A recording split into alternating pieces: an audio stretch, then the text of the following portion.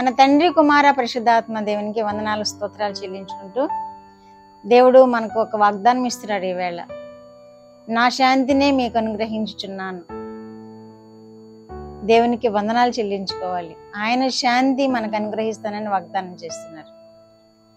ఈ శాంతి ఎక్కడి నుండి పొందుకున్నారు ఆయన అంటే తండ్రి వద్ద నుండి పొందుకున్నారు. శాంతి అంటే ఫుట్నోట్లో ఉంది కదా, శాంతి అంటే ఉత్తరవాది అని అర్థం. ఉత్తరవాది అంటే ఏంటి? పరిశుద్ధాత్మ. ఆ పరిశుద్ధాత్మకు మరి ఒక పేరు యేసయ్య ఏం పెట్టారు? శాంతి. ఆ శాంతి ఎవరికి ఇస్తానంటున్నాడు? అక్కడ చేరిన వారికి, శిష్యులకి ఇస్తానంటున్నాడు. ఆ పరిశుద్ధాత్మ ఎవరి ఆత్మ అనమాట? తండ్రి ఆత్మ అనమాట.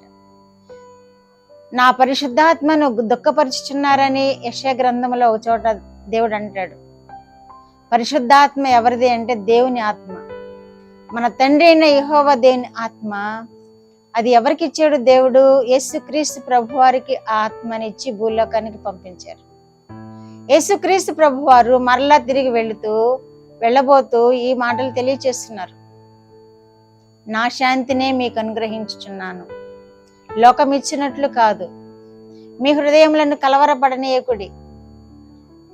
మన హృదయము ఎప్పుడు కలవరపడుతుంది అంటే ఈ లోకంలో మనకి శాంతి లేనప్పుడు కలవరపడుతుంది, మనకి సంతోషం లేనప్పుడు కలవరపడుతుంది, మనం పరిశుద్ధాత్మతో నింపబడినప్పుడు కలవరపడుతుంది.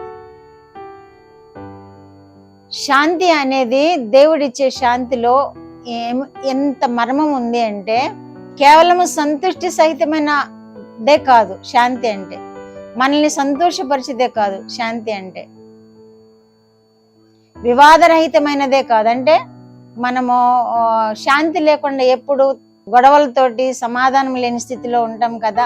దేవుడిచ్చే శాంతి ఎలా ఉంటుందంటే మనసు, దేహము, ఆత్మ పరిపూర్ణమైన క్షేమ స్థితిని కలిగి ఉండటమే శాంతి అని బైబిల్ వ్యాఖ్యానకర్త తెలియజేస్తున్నాడు. మనసు, దేహము, ఆత్మ ఈ మూడు కూడా పరిపూర్ణమైన క్షేమము కలిగినప్పుడే, ఈ మూడిటికి కూడా మనసు పరిపూర్ణముగా క్షేమము కలిగి ఉన్నప్పుడు మనం సంతోషంగా ఉంటాము. దేహము పరిపూర్ణమైన సంతోషం ఎప్పుడు ఇస్తుంది? మనకి ఆరోగ్యంగా ఉండినప్పుడు మనకి సంతోషం కలుగుతుంది. హృదయము ఎప్పుడు, ఆత్మ ఎప్పుడు సంతోషంగా ఉంటుంది? మన దేవుణ్ణి మనం కలిగి ఉండినప్పుడు ఆత్మ సంతోషంగా ఉంటుంది. మన ఆత్మ దేవునిలో ఆనందిస్తుంది. మన ఆత్మతో దేవుణ్ణి ధ్యానిస్తూ ఉంటాం, స్తుతిస్తూ ఉంటాం. ఈ బాహ్యమైనటువంటి చప్పట్లు కొట్టడం, బాహ్యమైనటువంటి ఇన్స్ట్రుమెంట్స్ ప్లే చేయటం, బాహ్యంగా పాడటం ఇది మాత్రమే కాదు. ఆత్మలో మనం దేవుణ్ణి సేవిస్తూ ఉంటాము, ఆత్మలో మనము ఆనందిస్తూ ఉంటాము, ఆత్మలో మనము సంతృప్తి కలిగి ఉంటాము. అదే మనకిస్తానంటున్నాడు దేవుడు.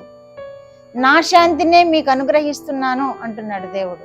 ఆ శాంతిని పొందుకోవాలని మనకందరికీ ఇష్టమే. ఆ పరిశుద్ధాత్మను పొందుకోవాలని మనందరికీ ఇష్టమే. ఎప్పుడు అంటే దేవుని సేవించినప్పుడు, దేవుని మన హృదయాల్లో కలిగి ఉండినప్పుడు, యేసు ప్రభు వారిని మనం స్తుతిస్తూ, ఆరాధిస్తూ, గణపరుస్తూ ఉండినప్పుడు ఆయన శాంతి మనకిస్తాడు. ఆయన ఆత్మ, పరిశుద్ధాత్మ మనకిస్తాడు. అప్పుడు మనము ఆత్మలో సంతోషిస్తాము, దేహంలో సంతోషిస్తాము, మనసులో సంతోషిస్తాము. వీటన్నిటికీ మూలం ఏంటంటే కృప అన్నమాట. ఎఫెసీయులకు రాసిన పత్రిక 4వ అధ్యాయం 7వ వచనంలో కూడా క్రీస్తు అనుగ్రహించు వరం యొక్క పరిమాణము చొప్పున కృప ఇవ్వబడింది. క్రీస్తు మనకి వరాన్ని ఇస్తాడు. శాంతి అనేటువంటి వరం ద్వారా కృప కూడా మనం పొందుకుంటాం. శాంతి అనే వరం ద్వారా పరిశుద్ధాత్మను పొందుకుంటాం. శాంతి అనే వరం ద్వారా సంతోషము, సమాధానము, నెమ్మది మన ఆత్మకు, మన దేహానికి, మన మనసుకు అనుగ్రహించబడుతుంది. ఇన్ని ఆశీర్వాదాలు ఉన్నాయి. దేవుడిచ్చే శాంతిలో ఎన్ని గొప్ప కార్యాలు ఉన్నాయి. అది మనము కలిగి ఉండాలి అంటే దేవుణ్ణి హత్తుకొని జీవించాలి.